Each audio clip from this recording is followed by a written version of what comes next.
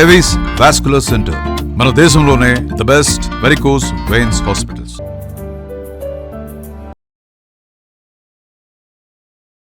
Suman TV ప్రేక్షకులకు నమస్కారం. ప్రస్తుతం మనతో పాటు ఉన్నారు ఆచార్య కాకునూరి సూర్యనారాయణమూర్తి గురుగారు. వారితో మాట్లాడదాం. సోమవారం, శ్రావణ సోమవారం విశిష్టత ఏంటో పూర్తిగా గురుగారు గురుగారు నమస్కారం. గురుగారు నమస్కారం అమ్మాయి. గురుగారు, శ్రావణ మాసం అంటే మేము ఎక్కువగా ఆడవారం అంతా అమ్మవారికి ఎక్కువగా పూజలు చేస్తూ ఉంటాం. వరలక్ష్మి వ్రతాలు, వాయనాలు, తాంబూలాలు ఇస్తుంటాం. గురుగారు, ఈ శ్రావణ సోమవారం కూడా అత్యంత పవిత్రమైంది, శీఘ్రంగా ఫలిస్తాలు అంటూ ఉంటారు. ఏంటి గురుగారు ఈ శ్రావణ మాసం సోమవారం విశిష్టత? శివకేశవులదా గురుగారు ఇది సంపూర్ణంగా శివ సంబంధితమైన వ్రతం. మరి మాకంతా అమ్మవారు. మాకంతా అన్నప్పుడు మీరు వేరు కారు. అర్ధనారీశ్వర తత్వంలో సగం ఇల్లాలు, మిగతా సగం ఎవరు? భర్త. కనిపించే రూపం పురుషుడు, అతడిలో ఉండే శక్తి స్వరూపము మహిళ. కనిపించే పురుషుడు ఏమి చేయలేడు. శక్తి ఏదైనా ప్రేరేపించగలిగితే ఆ పని చేయగలుగుతాడు. ఉదాహరణకి నేను నడుస్తున్నాను అని అబ్బాయి అంటాడు, భర్త అంటాడు. కన్నులు చూస్తున్నవి స్త్రీవాచకంతో చెబుతాడు. పాదములు నడుస్తున్నవి, పాదము నడుస్తున్నాడు అన్నడుగా. కళ్ళు చూస్తున్నాడు అన్నడుగా. చెవులు వింటున్నవి అనే చెప్పాలి, వింటున్నాడు అన్నడుగా. ఒక్కసారి ఆలోచన చేస్తే మనం చేసే ప్రతి పనులు కూడా స్త్రీవాచకంగా ఉంటాయి. కానీ అతడు, నేను, నా పేరు, ఇతడు వెళుతున్నాడు అని బాహ్యంగా ఉండే రూపాన్ని, ఆమె వెళుతున్నది, ఇలా కనిపించే రూపాన్ని మనం నిర్ధారణ చేస్తాం. కానీ లోన ఉండే ఆ పరాక్రమం అంతా కూడా శక్తి స్వరూపం. ఇక సోమవారం అనే విషయానికి వచ్చేస్తే, ముందు సోమవారం, ఆ తర్వాతే మంగళవారం కదా. సోమానక్తం దివాసాయం ప్రాతశ్చాన్నో నిపీయతి అద్యాతమింద్రవజ్రేణ భ్రాతృయం పాదయామసి. అన్నింటికీ వేదం సమాధానం. వేదంలోనే అన్ని ధర్మాలకు సంబంధించిన మూలాలు ఉంటాయి. అర్థాలు వేరుగా ఉండవచ్చును గాక. భాష్యకారులు సాయన భాష్యం అలాంటివి మనం చూసినప్పుడు వాటి అర్థాలు మరొక విధంగా కూడా ఉండవచ్చును గాక. సూక్ష్మాన్ని గ్రహించిన ప్రాచీనులు ఆ అర్థాలను మనకు వ్రతాల రూపంలో, పూజల రూపంలో అందరికీ అలా చెప్పలేం కాబట్టి ఇలా చెప్పారు. నభోమాసే ఎందువాసరే అని ఇంకో ప్రమాణం చెప్పారు. ఏమి? నభోమాసము అంటే శ్రావణ మాసం, ఇందువాసరం అంటే సోమవారం. ఏమి? ఇలా ఎందుకు చెప్పారు? అసలు సోమవారం నాడు శివారాధన ఎందుకు చేయాలి? ఎందుకంటే సోమవారానికి చంద్రుడు అధిపతి. ఈ చంద్రుడు మనఃకారకుడు. 12 రాశుల చక్రంలో కర్కాటక రాశికి అధిపతి చంద్రుడు.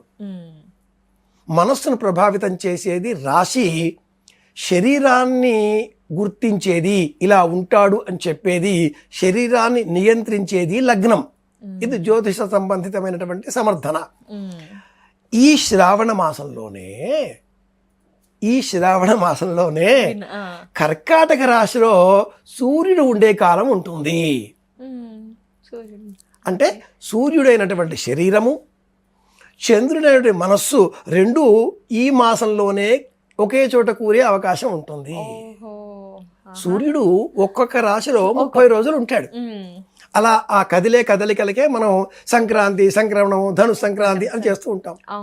ఈ శ్రావణ మాసంలోనే సూర్యుడు కర్కాటక రాశిలో ఉంటాడు.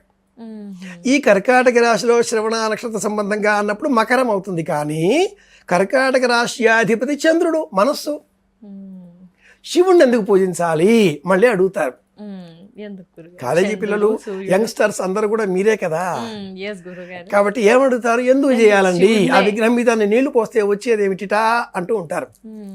చాలా ఉంది. ఎలా అంటే, ఈ శివుడు చంద్రుడిని తన శిరస్సులో అలంకరించుకొని ఉన్నాడు. శివుడు చంద్రుడు కదా, నెలవంక. ఆయన చంద్రచూడు అని పిలుస్తూ ఉన్నాం. ఈ భూమి గుండ్రంగా ఉంది, శివుడికి ప్రతీక. ఈ భూమి చుట్టూ తిరిగేటటువంటి చంద్రగ్రహం శివుడి శిరస్సున ఉండే చంద్రగ్రహానికి ప్రతీక. ఓకే గురుగారు. ఈ భూమిలో ఉండేటటువంటి గురుత్వ ఆకర్షణ శక్తి, సెంట్రల్ గ్రావిటేషన్ పవర్, అది గణపతికి ప్రతీక. కాబట్టి మనం గణపతి మంత్రాన్ని సర్వజనమే వశమానయ వశమానయ, కూర్చోండి కూర్చోండి అంటూ ఉంటాం. గణపతిని కూర్చోబెట్టారా, ఆకర్షణ శక్తి. అది లేకపోతే మనం గాల్లో తెలిపోతాం. ఈ భూమి మీద వర్షం, ప్రకృతి, నేచర్, ఆ కారణంగా చెట్లు చేమలు మొలకెత్తితే వాటిని మనం పార్వతి, ప్రకృతి, నేచర్ అని పిలుస్తూ ఉంటాం.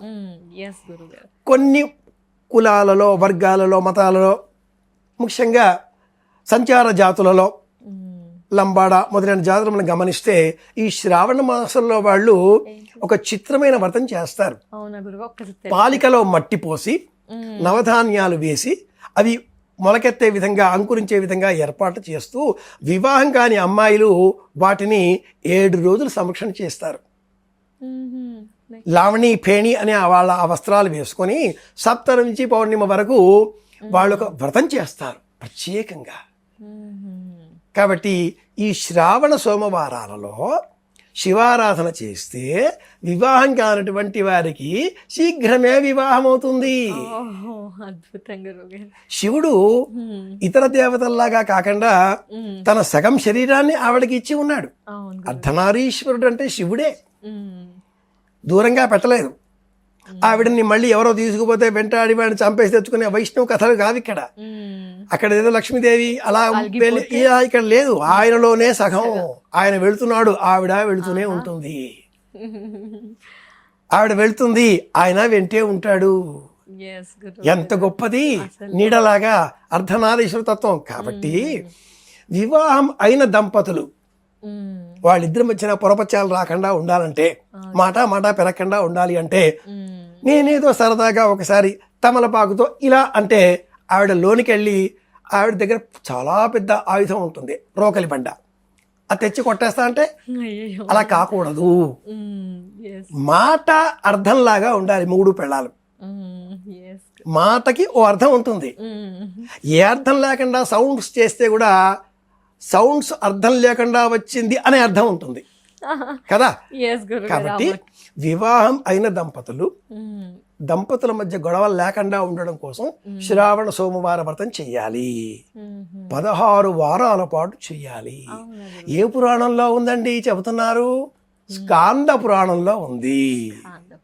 అలాగే వివాహం కానటువంటి కన్యకలు, పార్వతీదేవి ఈ మాసంలోనే అరటి చెట్టు కింద కూర్చుని తపస్సు చేసింది. కాబట్టి శివుడే దిగి వచ్చాడు, వివాహం చేసుకున్నాడు. మీనా హిమవంతుల కుమార్తె పార్వతి ఇదే మాసంలో అరటి చెట్టు కింద. కాబట్టి వివాహం కానటువంటి బాలికలు ఈ శ్రావణ సోమవారాల కథలు వింటూ వాళ్ళు శివాలయం వెళ్ళి ఓం నమ శివాయ అంటూ చక్కెర పొడితో అభిషేకం చేస్తే వాళ్ళకి శీఘ్రమే వివాహ యోగం సిద్ధిస్తుంది. మంచి డ్రైవర్ దొరుకుతాడు. చేతిలో ఒక కీ పట్టుకొని ఎప్పుడు ఆ అమ్మాయి, అలాంటి అమ్మాయిలకి మెడలో వేసే మంగళసూత్రం మధ్యలో ఒక విజిల్ కూడా వెయ్యాలి. ఆవిడ ఆ విజిల్ తీసుకుని ఇలా అనగానే వచ్చేస్తాడు, ఎక్కడికి వెళదాం అంటాడు, అనుకూలుడైన భర్త లభిస్తాడు అని తమాషాగా చెప్పుకున్నా శాస్త్రం ఏం చెబుతుంది అంటే మొగుడు పెళ్ళాల మధ్యన ఎప్పుడు మాట పెరగకూడదు. వాటితో కలిసి ఉండాలి, అన్యోన్యంగా ఉండాలి. అలా ఉండాలి అంటే శ్రావణ సోమవార వ్రతం చెయ్యాలి. ఇది విషయం.